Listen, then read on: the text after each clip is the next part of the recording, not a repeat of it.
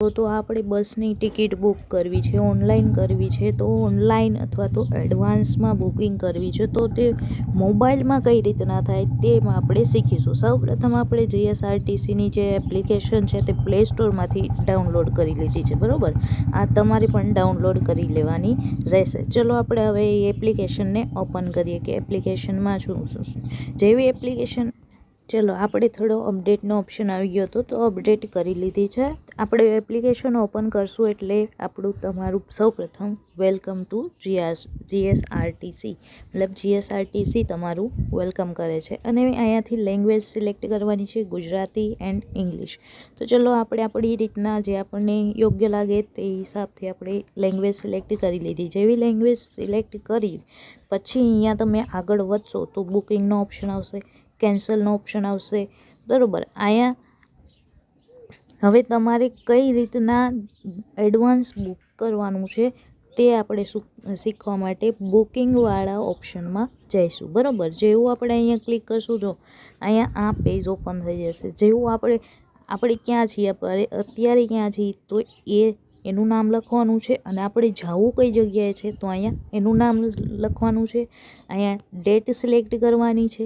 તમે ચાઇલ્ડ છો યા ફિર એડલ્ટ છો તેની સંખ્યા એ દર્શાવવાની છે. સિંગલ લેડી ડ્રાઇવિંગ એનો ઓપ્શન આવશે. પછી અહીંયા સર્ચમાં તમારે જવાનું છે. તમે જેવું સર્ચ કરશો, જેમ કે હું ફોર એક્ઝામ્પલ અહીંયાથી મેં સિલેક્ટ કરી દીધું રાજકોટથી. ચલો ડેટ હું નેક્સ્ટ ડેટ નાખું, બીજા દિવસની ડેટ સિલેક્ટ કરું. રાજકોટથી મારે જવું છે સુરત, બરાબર.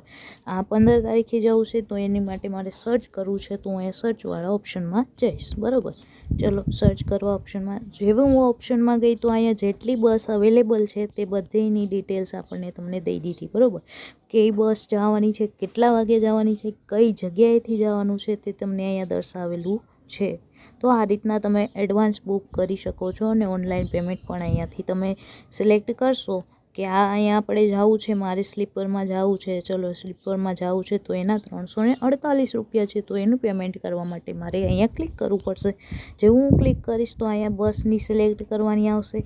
તમે અહીંયાથી કઈ બસ, તમારી સીટ સિલેક્ટ કરવાની આવશે કે કઈ સીટ તમારે લેવી છે બસમાંથી, બરાબર. જેમ કે મારે વિન્ડોવાળી લેવી છે તો મેં અહીંયા આ સિલેક્ટ કરી, તો તમે અહીંયા સિલેક્ટ કરશો, બરાબર. જેવું સિલેક્ટ કરશો સીટ સિલેક્ટ થઈ ગઈ. અહીંયા તમારું નામ તમારે અહીંયા લખવાનું છે. તમારી મેલ છો કે ફિમેલ એનો ઓપ્શન અહીંયા તમને દે છે, તો અહીંયા તમારે મેલ ફિમેલ સિલેક્ટ કરવાનું છે. સિલેક્ટ કર્યા પછી અહીંયા તમારે એજ લખવાની છે, ઈમેલ આઈડી લખશો, ફોન નંબર લખશો અને કન્ફર્મ કરવાની બુકિંગ કરશો. જેવું તમે કન્ફર્મ કરશો